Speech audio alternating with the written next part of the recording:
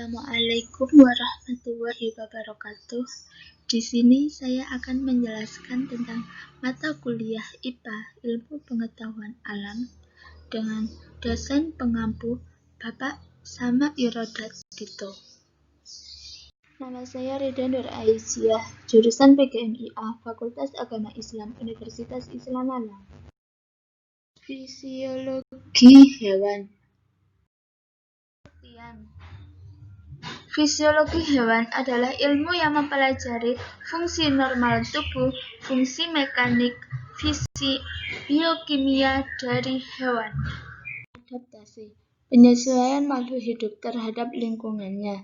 Kedua, mekanisme seleksi alam secara bertahap dalam suatu spesies. Ketiga, interaksi hewan dengan lingkungannya menunjukkan adanya hubungan timbal balik antara hewan dengan lingkungannya. Jenis-jenis adaptasi morfologi, adaptasi bentuk tubuh, fisiologi, adaptasi sistem di dalam tubuh dan tingkah laku, contohnya kumbang yang pura-pura mati.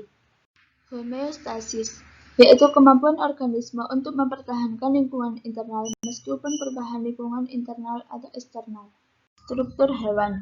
Struktur hewan, fungsi hayati hewan meliputi sistem pencernaan, sistem respirasi, sistem peredaran, dan homeostasis meliputi sistem pertahanan tubuh. Struktur dan fisiologi hewan. Struktur karakteristik hewan fisiologi A. Energi dan materi, sistem pencernaan, sistem peredaran, dan sistem respirasi. B. Homeostasis, sistem pertahanan tubuh, sistem osmoregulasi, sistem termoregulasi, reaksi koordinasi dan kontrol, sistem saraf, hormon, dan sistem endokrin, tingkah laku, dan kontinuitas kehidupan, sistem reproduksi. Karakteristik hewan mulai zigot, morula, blastula, blastocoel, gastrula, gastrulation, endoderm, ektoderm, dan mesoderm, multiselular, diploid, dan heterotrof, berkembang melalui tahap blastula, berperilaku aktif, bergerak aktif dalam seluruh atau sebagian fase hidupnya. Perilaku dikontrol oleh sistem saraf dan hormon. Simetri tubuh asimetri, tidak memiliki simetri tubuh. Simetri radial, memiliki bagian tubuh dorsal dan ventral, tidak memiliki bagian tubuh anterior dan posterior. Simetri bilateral, memiliki bagian tubuh dorsal dan ventral, anterior dan posterior. Struktur hewan xilem 1. Asilomata, hewan tripoblastik bertubuh padat yang tidak memiliki rongga tubuh. 2. Pseudoxylomata adalah hewan tripoblastik yang memiliki rongga tubuh semu karena hanya sebagian rongga tubuhnya yang dibatasi oleh mesoderm. Ketiga, Xylomata adalah hewan tripoblastik yang memiliki rongga tubuh sejati. Organisasi diferensiasi ujung tubuh menjadi kepala yang merupakan tempat konsentrasi sistem saraf dan organ sensori. Filogeni mengenai hubungan di antara kelompok-kelompok organisme yang dikaitkan dengan proses evolusi. Filogeni digambarkan sebagai pohon filogenetik. Fisiologi hewan sistem pencernaan. Proses utama pencernaan adalah hidrolisis makromolekul menjadi monomer-monomernya. Proses pencernaan pada ayam dimulai dari rongga mulut dan berakhir di kloaka. Pencernaan makanan meliputi 1. Ekstraseluler dan 2. intraseluler. Ragam saluran pencernaan.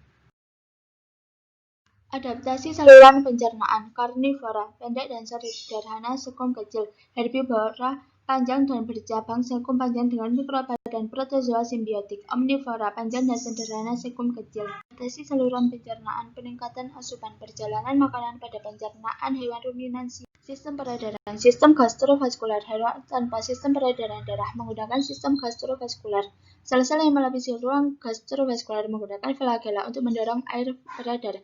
Pertukaran gas dan nutrisi dilakukan dengan difusi. Sistem peredaran hewan tertutup, darah beredar di dalam saluran tertutup. Sistem peredaran terbuka, saluran bersifat terbuka, darah masuk ke saluran melalui ostium pintu satu arah. Arah aliran darah, jantung, aorta, arter, arteriola, kapiler, venula, vena, cava, dan jantung. Pergerakan cairan di kapiler, tekanan darah, tekanan osmotik, dan tekanan total. Pertukaran materi, 1. Difusi sederhana, dan 2. Tekanan aktif. Sistem respirasi pada manusia, pertukaran gas. Sistem pernapasan pada manusia mencakup 2 hal, yakni organ pernapasan dan mekanisme pernapasan. Membran respirasi tipis lembab dilengkapi kapiler darah kecuali trakea. Transportasi CO2 di darah. Pengangkutan karbon dioksida atau CO2 oleh darah dapat dilaksanakan melalui, yaitu yang pertama, karbon dioksida larut dalam plasma dan membentuk asam karbonat dengan enzim anhidrase dari seluruh CO2. Kemudian karbon dioksida terikat pada hemoglobin dalam bentuk karbominohemoglobin dari seluruh CO2. Setelah itu, karbon dioksida terikat dalam gugus ion bikarbonat HCO3 melalui proses berantai pertukaran klorida dari seluruh CO2. Seperti pada gambar. Hubungan sistem pencernaan, respirasi, dan peredaran. Saling bersinambung dalam tubuh. Sistem pernapasan adalah menghirup oksigen dan mengeluarkan karbon dioksida. Sistem pencernaan berhubungan dengan cara pengelolaan makanan di dalam tubuh, dan peredaran darah berhubungan dengan darah. Sistem pertahanan tubuh manusia. Sistem pertahanan tubuh non-spesifik, pertahanan fisik, pertahanan kimiawi, dan sel darah putih. Spesifik, sel limfosit B dan sel limfosit T. Inflamasi, respon protektif, menetralisir. Imun non-spesifik, menghancurkan mikroba atau benda asing dalam proses penyembuhan. Pertahanan spesifik, limfosit B dan T. Perkembangan limfosit menjadi sel T dan sel B. Limfosit dari sumsum tulang pindah ke timus melalui sel T dan pertahanan seluler. Sel B dan sel T mengenali antigen karena reseptor antigen yang terikat pada membran selnya. Pertahanan spesifik komponen sistem imun manusia. Pertahanan spesifik kekebalan humoral. Kekebalan humoral adalah aspek imunitas yang dimediasi oleh makromolekul yang ditemukan dalam cairan ekstraseluler seperti antibodi yang disekresikan, protein komplement, dan peptida antimikroba tertentu. Kekebalan humoral dinamakan demikian karena melibatkan zat yang ditemukan dalam humor atau cairan tubuh. Kekebalan humoral vaksinasi. 1. Pengenalan antigen lemah ke tubuh, yaitu respon primer. 2. Antigen sesungguhnya menyerang, yaitu respon sekunder. Kekebalan seluler sel T pembantu. Makrofag menekan mikroba antigen. Kekebalan seluler sel T pembantu. Sel T pembantu mengenali dan berikatan dengan ATC. Kekebalan seluler sel T sitotoksik. Sel ini adalah penghancur sel terinfeksi virus dan sel tumor dan terlibat pada penolakan transplantasi organ. Alergi reaksi berlebihan terhadap antigen.